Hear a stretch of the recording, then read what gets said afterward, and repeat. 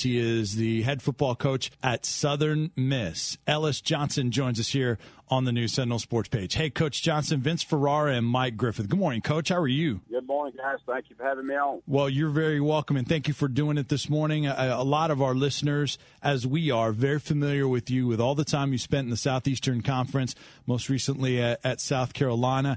Now you're taking over the Southern Miss program. What are a couple things that really excite you about taking over that program, and maybe the things that you feel like you're going to be able to do in the future at Southern Miss? Well, as you may know, Vince, I worked there before in the late 80s, 88 and 89, and just had really fond memories of my time there, both personally and professionally. And if you just track the history and tradition of Southern Miss, they've always won. And I thought it was an opportunity at this stage of my career to have an opportunity to be a head coach, win, and have some fun. There are a lot of jobs out there that may have more money or may be situated in bigger conferences and other these type issues, but Southern Miss has always won, and I feel like it's the opportunity to win and have some fun and have a successful program was there due to my familiarity with it and the track record of the program. I'm trying to remember, Ellis. Were you there when Southern Miss upset Alabama? I was there when Alabama got beat by Southern Miss. I was on the wrong side of that one. That's right. But they've actually, 1990, I left Southern Miss and started with Gene Stallings at Alabama, and Southern Miss beat us in our opening ball game.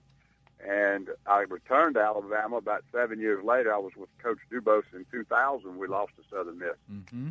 They actually have about 5 or 6 wins over Alabama in the history of their program. Of course, they also have about 30 losses.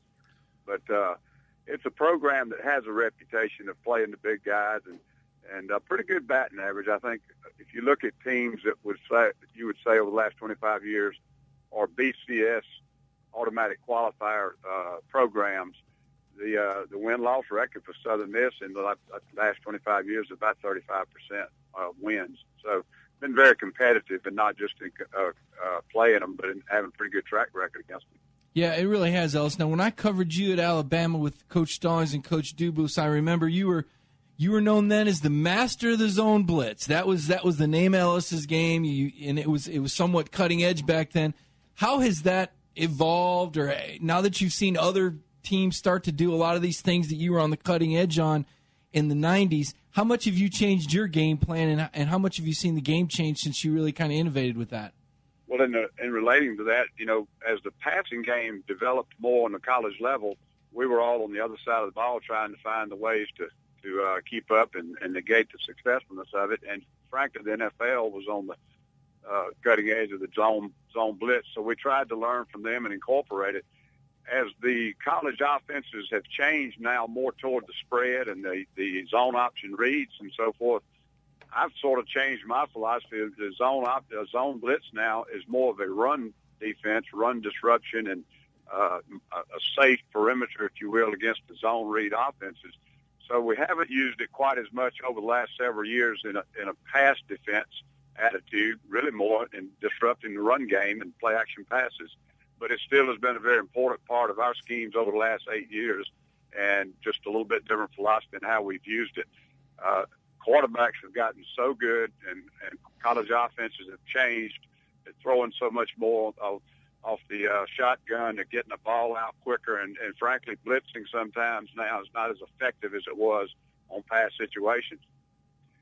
And now I remember why I used to spend 3 hours stalking the hallways of the Alabama football building to talk to guys like you, Ellis, in Football 101. One thing I wondered about Southern Miss is with other programs coming up now, for example, South Alabama, Troy emerging, seemed like Southern Miss used to get a lot of those guys. Now the talent's a little bit more dispersed. How does Southern Miss combat the rise of some of those other programs in that region to the Division I level? I think you make a great point. I know when I was coaching at Southern Miss, if a young man from Alabama did not have an offer to Alabama or Auburn, we were one of the first schools they looked at. I would say that almost 30% of our roster in the late 80s were Alabama kids. Now you have Troy playing Division 1A. You have UAB with a football program. You have South Alabama now with a football program. You mentioned many others, such as South Florida. The one thing I do think, though, with all the major changes in college football with the mega TV bucks and the shifting of college conferences and so forth, the one thing there's still plenty of out there is players. You can only sign so many, and it doesn't matter whether you've got a $60 million budget or you've got a $20 million budget, whether your facilities are state of the art or whether you're a little behind or whatever. You can only sign 25 or less players a year. And there are enough good college football players out there that if you make good decisions in recruiting, you'll find enough good football players to have a football team that can beat anybody on any given day. The difficulty is trying to obviously build the depth and have a team that's deep enough to play with the power teams, and that's difficult to do now. Back in the days we were in the 80s, the academic qualifications the NCAA had were very different. We were an independent school, so we had no conference rules. We were able to take a lot of football players that could not go to those schools academically. Those days are over. So it is a difference in philosophy of recruiting, but I still think that the baseline of our recruiting at Southern Miss is going to have to be South Mississippi, South Alabama, Louisiana, New Orleans, and Mobile. And I really believe that's going to have to be the core of our success in recruiting. And it doesn't matter how many more teams are playing football in America today. There are enough good football players out there that if you make good decisions, you'll have good players. Ellis, over the years, one of the things you've done really well in your coordinator roles is you fit your defenses around your personnel. I've noticed we've seen some guys do different things at different times for you. When you look at this Southern Miss team, what's the personality? What's the identity that you anticipate it having this season? Well, we certainly want to. What we're emphasizing and hope we're building is an identity that we're a very physical group and fast. And that's two elements I want people to respect in our defense. Tommy West, of course, will be running our defense and had great success at everywhere he's been as a head coach and an assistant coach. We want to also do what you just said. We want to try to put our players in a position to make plays. And so we have a basic defensive scheme, but we're trying to tweak the scheme to the players. And we have some kids. Jamie Collins is an outstanding outside backer, defensive end, who I think will play in the NFL. And kids like that who have a unique talent, got to give them an opportunity to be put in position to make plays.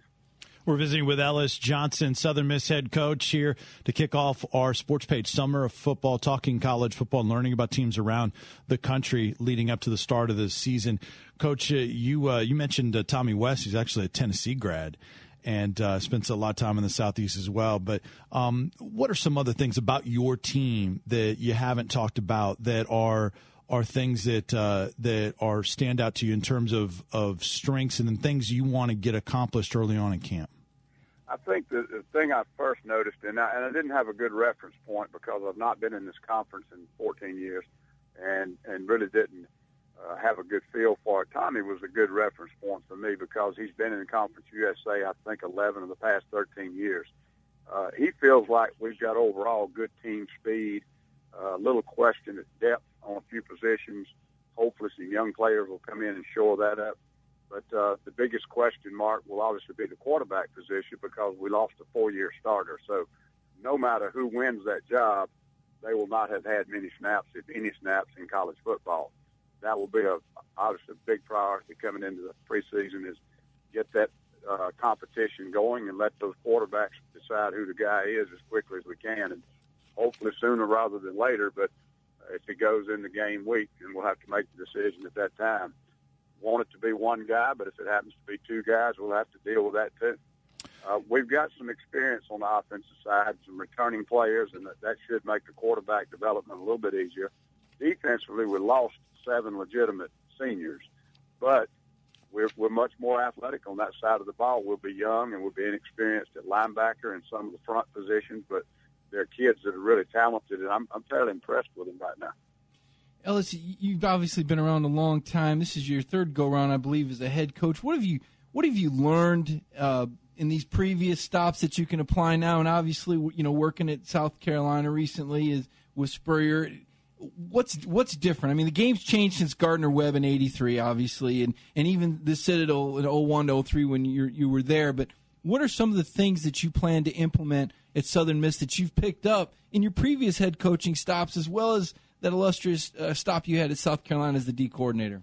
Well, the biggest thing about my previous head coaching jobs, and they were very different programs. One was an NAIA program at the time I was there. It isn't now, but it was. And one was a military school and a 1AA conference, and some different situations and factors that make it a very different program and how to approach and try to be successful. But being a head coach, and I even did it on the high school level, being a head coach is being a head coach. You have to make decisions about staff, hiring and those type of things, organizational issues, directing recruiting, just all those things. It's always good to have had that experience, whether it was a very successful or whether it was just fairly average like mine were. And I just think I can draw on that experience. Now, the other things I think that you mentioned about how the game has changed, and it has. And I just think that a lot of coaches don't know how to grow and how to change as football changes. And the ones that are able to stay in it, like Coach Spurrier, has been successful in 3 different colleges. And the reason's because he stays ahead of the game. And when things change in college football, he's always right up in front of it and not reacting to everything. He's changing with it. Had the opportunity to work with Steve Spurrier, Gene Stallings, Sylvester Croom, Bobby Ross, Bobby Petrino for a brief time, even Mac Brown. I worked for Mac for 2 months at Appalachian State. I've been around some great head coaches, and hopefully I've kept my ears open and my mouth shut long enough when I was there to have learned a lot, because I've certainly had some good teachers. You are far too humble, Ellis, and that's one thing that has not changed about you. Before we let you go, I got to ask you. You've had a few years to look at Tennessee, and obviously we're in the Knoxville market. What have you seen from Tennessee? And based on what you saw last year, let me ask you to play pundit a little bit. Do you think Tennessee fans might have a reason to be excited about this year's team? I don't know that I could, really give a great analysis. I do know that Derek had a tough situation. When you've had too many coaching turnovers, you just cannot have any consistency in recruiting. And then the other thing is you have inconsistency in what you're running on offense and defense, because even when the head coaches didn't change, I think the coordinators changed. Right. So you can just imagine the amount of change that he's had to try to get a handle on. And there's no question in my mind he's pushed all the right buttons and done it the right way, and he knows what he's doing. I just think it's been a very difficult road to hoe, and I think that right now it's going to be a very tough situation with some of the schools in the East now getting their sea legs back. I think Florida will be back a little bit. South Carolina will have a good team again. There's no question that Georgia is going to be very good this year. It's just a tough time. It's easy to rebuild an SEC powerhouse like Tennessee, but it's not easy to start winning that fast because the other powerhouses are right next door. But I've got a lot of confidence, a lot of respect for Derek, and I'm sure he'll get it done. Joined by Southern Miss head coach Ellis Johnson. Coach, last thing, you closed out last season facing Nebraska. Now Southern Miss will open the season at Nebraska. Talk about your opener and how excited everyone is for that trip. Well, those games are obviously, big red-letter days for our program. It gives us an opportunity to get on a national stage, and hopefully we'll compete well and show well. Having looked at them when we were getting ready to play them last year at South Carolina, I have a good familiarity with their offensive approach. Did not see any of their defense. I watched the bowl game with great interest because of all our kids that I'd coached and recruited and was just pulling for them, and they did a great job and had a big win.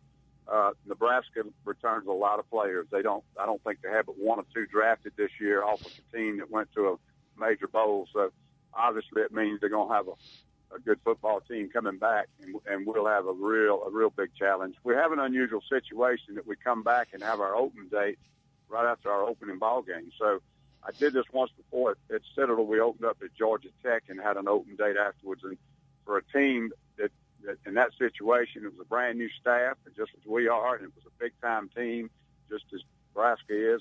And I think we'll know a lot about our football team when we leave there, good and bad. And it'll give us an opportunity as a coaching staff to revamp and tweak it and get ready for our conference run and some other tough opponents like Boise and Louisville that will be coming into our place. Wow.